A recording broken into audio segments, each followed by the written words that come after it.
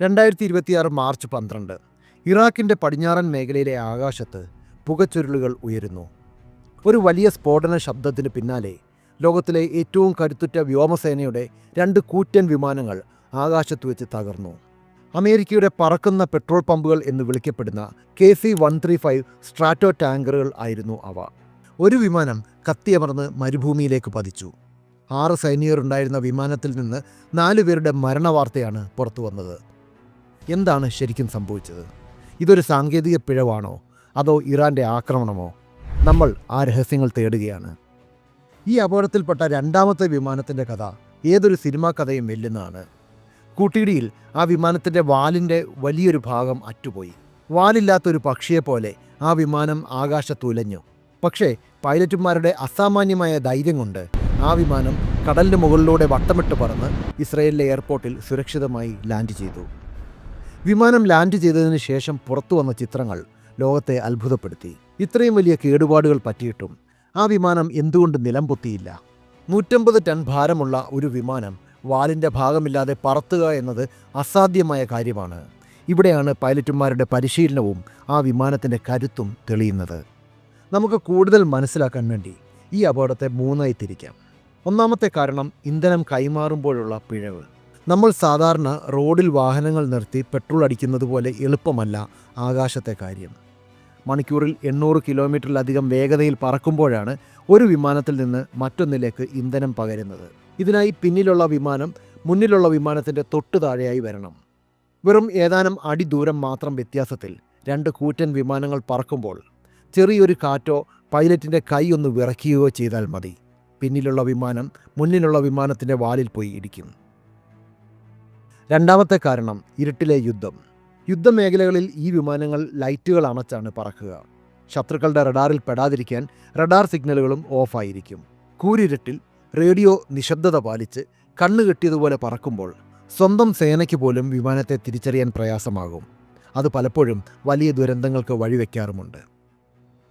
3ാമത്തെ കാരണം മിസൈൽ ആക്രമണം. ആദ്യം വന്ന വാർത്തകൾ ഇറാഖിലെ ഇറാൻ അനുകൂല ഗ്രൂപ്പുകൾ വിമാനം വെടിവെച്ചിട്ടു എന്നതായിരുന്നു. എന്നാൽ അമേരിക്കൻ സൈനിക കേന്ദ്രങ്ങൾ ഇത് നിഷേധിച്ചു.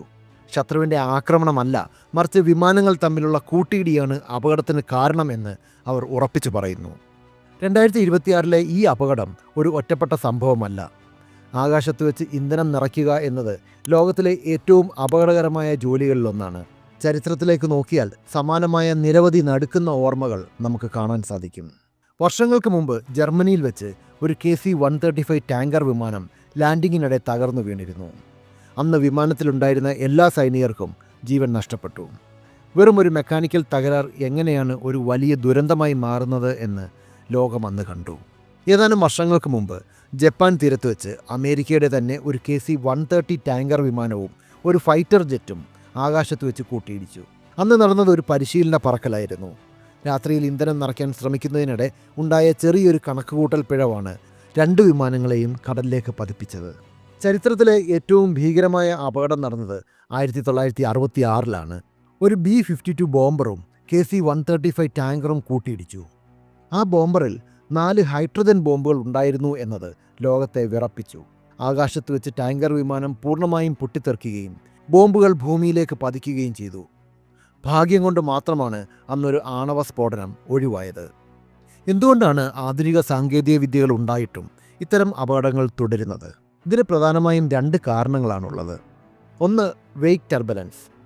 ഒരു വലിയ വിമാനം പറക്കുമ്പോൾ അത് അന്തരീക്ഷത്തിൽ വലിയ വായു ചുഴികൾ ഉണ്ടാക്കും. ഒരു KC-135 ടാങ്കറിന് പിന്നാലെ വരുന്ന ഫൈറ്റർ ജെറ്റ് ഈ ചുഴികളിൽ പെട്ടുപോയാൽ അത് നിയന്ത്രണം വിട്ട് ടാങ്കർ വിമാനത്തിലേക്ക് ഇടിച്ചു കയറാൻ സാധ്യതയുണ്ട്. ഒരു കടലിലെ തിരമാലയിൽപ്പെടുന്ന ചെറിയ വഞ്ചി പോലെയാകും അപ്പോൾ ആ ഫൈറ്റർ ജെറ്റ്. 2, pilot fatigue. യുദ്ധസമയങ്ങളിൽ പൈലറ്റുമാർ മണിക്കൂറുകളോളം വിശ്രമമില്ലാതെ വിമാനം പറത്തേണ്ടി വരും. 15ഉം 20ഉം മണിക്കൂർ നീളുന്ന ദൗത്യങ്ങളിൽ അവസാന നിമിഷമുണ്ടാകുന്ന ഒരു ചെറിയ ശ്രദ്ധക്കുറവോ ഉറക്കപ്പിഴവോ മതി ഇത്രയും വലിയ വിമാനങ്ങൾ തകരാൻ. ആകാശത്ത് വെച്ച് 150 ടൺ ഇന്ധനം വഹിക്കുന്ന ഒരു വിമാനം നിയന്ത്രിക്കുക എന്നത് വലിയൊരു മാനസിക സമ്മർദ്ദമാണ്. ഈ വിമാനങ്ങളുടെ പിന്നിൽ കാണുന്ന ആ നീളൻ പൈപ്പിനെയാണ് ബൂം എന്ന് വിളിക്കുന്നത്. ഇത് നിയന്ത്രിക്കാൻ വിമാനത്തിൻ്റെ പിന്നിൽ ബൂം ഓപ്പറേറ്റർ എന്നൊരു പ്രത്യേക സൈനികൻ തന്നെ ഉണ്ടാകും. കവിഴ്ന്ന് കിടന്നുകൊണ്ടാണ് അവർ ഈ ജോലി ചെയ്യുന്നത്.